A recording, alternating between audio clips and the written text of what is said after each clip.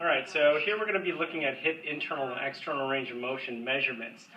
With this one, the two common ways that you would zero out your inclinometer would be either against a table or preferably against a wall so it matches up zero better. Or you could come back and just zero it out against the person's leg. One of the problems with zeroing it out against a person's leg is if you're up or down a little bit, it might throw off your measure by a couple of degrees. So I would recommend using a static wall as your external reference point.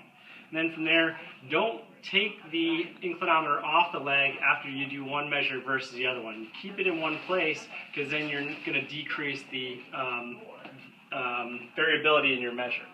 The other thing that you would also want to help to improve the reliability is to keep an eye on the actual thigh size or circumference for a patient. So if the patient has very large or round thighs, you would want to neutralize that person's angle of the hip to 0 degrees. To do that, you would just slide the leg that you're not measuring out of the way, put the one that you are measuring into that approximate 90, and then from there you would go through and do your measure.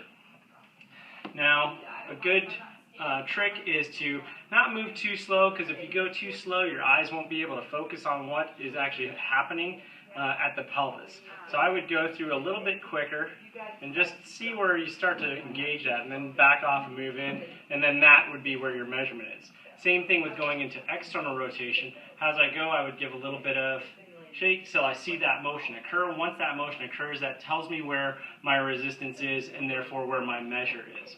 Obviously, you'd need to be a little bit more careful if somebody is in stage 1 versus stage 2, but that's a good way to make sure that you're improving your reliability of that measure.